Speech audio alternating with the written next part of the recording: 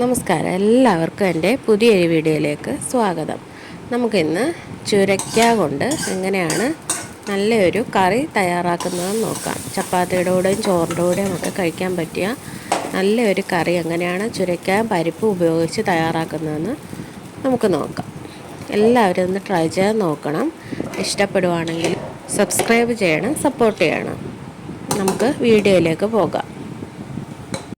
ചുരയ്ക്ക എന്താണെന്ന് എല്ലാവർക്കും അറിയാമായിരിക്കുമല്ലോ. നമ്മുടെ പച്ചക്കറിയുടെയൊക്കെ കൂടെ കിട്ടും. അത് ചിലർ കളയുന്നവരുണ്ട്, കളയേണ്ട ആവശ്യമൊന്നുമില്ല. നമുക്കത് ഇതുപോലെ ഒന്ന് കറി വെച്ച് നോക്കാം. ആദ്യമായിട്ട് നമുക്കിത് ചെറിയ പീസാക്കി മുറിച്ചെടുക്കണം. കണ്ടില്ലേ, ഈ ഒരളവിൽ നമുക്ക് ചെറിയ പീസാക്കി ഇത് മുഴുവനും മുറിച്ചെടുക്കാം. തൊലിയൊക്കെ ചെത്തി കഴുകി വെച്ചിരിക്കുന്നതാണ്. നന്നായിട്ട് നമുക്കൊന്ന് മുറിച്ചെടുക്കാം. കണ്ടില്ല, ഞാനിത് ഇതുപോലെ ഇത് മുഴുവനും മുറിച്ചെടുത്തിട്ടുണ്ട്. നമുക്കിനി ഇത് തയ്യാറാക്കുന്നത് എങ്ങനെയാണെന്ന് നോക്കാം. ഞാനിത് കുക്കറിലാണ് തയ്യാറാക്കുന്നത്. നമുക്കിതൊരു ചെറിയ കുക്കറിലേക്ക് മാറ്റാം. അതിനുശേഷം ഞാനിവിടെ ഒരു 3 തക്കാളി എടുത്തിട്ടുണ്ട്. അത് ഇതേപോലെ ചെറിയ പീസാക്കി മുറിച്ച് നമുക്ക് ഇതിലേക്ക് ചേർത്ത് കൊടുക്കാം. അതിനുശേഷം ഞാനിവിടെ ഡാൽ എടുത്തിട്ടുണ്ട്.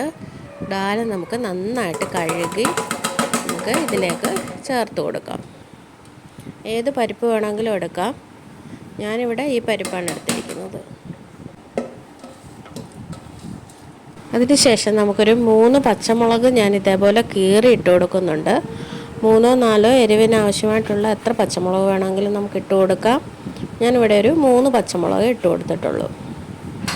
അതിനുശേഷം നമുക്ക് ശകല ഉപ്പ് ചേർത്ത് കൊടുക്കാം. അതിനുശേഷം ഞാൻ 1/2 ടീസ്പൂൺ മുളക് പൊടി ചേർത്ത് കൊടുക്കുന്നുണ്ട്.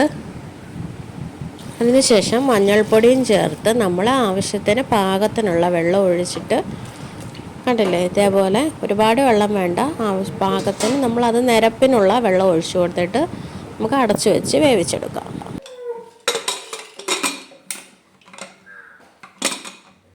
ഇതിരുന്നിട്ട് ഒരു 3 വിസിൽ വരെ അടിച്ചിട്ടുണ്ട്. 3 വിസിലോ 2 വിസിലോ അവരവരുടെ കുക്കറിൻ്റെ അനുസരിച്ച് നമുക്ക് വേവിച്ചെടുക്കാം. ഇതൊരു 3 വിസിലടിച്ചാണ് ഞാൻ വേവിച്ചിട്ടുള്ളത്. നന്നായിട്ട് വെന്തിട്ടുണ്ട്, നന്നായിട്ട് വെന്ത് ഉടഞ്ഞു വന്നിട്ടുണ്ട്. അതിനുശേഷം നമുക്ക് ഇതിലേക്കുള്ള അരപ്പ് തയ്യാറാക്കാനായിട്ട് ഞാൻ ഒരു മുറി തേങ്ങ എടുത്തിട്ടുണ്ട്. ഇനിയും ശകല 1/2 ടീസ്പൂൺ ജീരകം കൂടെ നമുക്ക് ഇതിലേക്ക് ചേർത്ത് കൊടുക്കാം. നന്നായിട്ട് നമുക്കൊന്ന് അരച്ചെടുത്തുകൊണ്ട് വരാം. കണ്ടില്ലേ, ഞാനിവിടെ നന്നായിട്ട് അരച്ചെടുത്തുകൊണ്ട് വന്നിട്ടുണ്ട്. അടുത്തായിട്ട് നമുക്കിത് നമ്മൾ വേവിച്ച് വെച്ചിരിക്കുന്ന അതിലേക്ക് ചേർത്ത് കൊടുക്കാം. ഒരുപാട് എന്നിട്ടങ്ങ് തിളപ്പിക്കേണ്ട ആവശ്യമില്ല.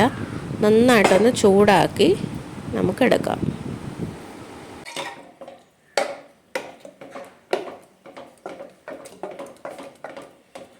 നന്നായിട്ട് ചൂടായി വന്നിട്ടുണ്ട്. ഉപ്പ് കുറവാണെന്നുണ്ടെങ്കിൽ നമുക്ക് പാകത്തിന് ഉപ്പ് ചേർത്ത് ഇളക്കിയെടുക്കാം.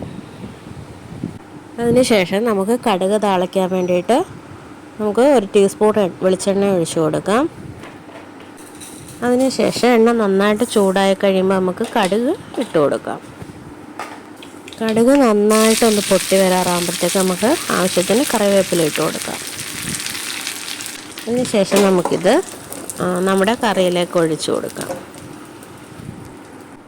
കണ്ടില്ലേ, ഇത്രേ ഉള്ളൂ. വളരെ പെട്ടെന്നാണ് നമ്മളൊരു കറി തയ്യാറാക്കിയത്. ചപ്പാത്തിയുടെ കൂടെയും ചോറിൻ്റെ കൂടെയൊക്കെ കഴിക്കാൻ പറ്റിയ നല്ലൊരു കറിയാണ്. വെറുതെ കളയണ്ട. ചുരയ്ക്ക നമുക്ക് പച്ചക്കറിയുടെ കൂടെ കിട്ടുമ്പോൾ വെറുതെ കളയാറുണ്ട് ചിലർ. അങ്ങനെ കളയേണ്ട ആവശ്യമില്ല. ഇതേപോലെ എല്ലാവരും ഇതൊന്ന് ട്രൈ ചെയ്ത് നോക്കണം. എല്ലാവർക്കും ഇഷ്ടപ്പെടും. എല്ലാവരും ഒന്ന് സപ്പോർട്ട് ചെയ്യണം, സബ്സ്ക്രൈബ് ചെയ്ത് സപ്പോർട്ട് ചെയ്യണം. Thank you.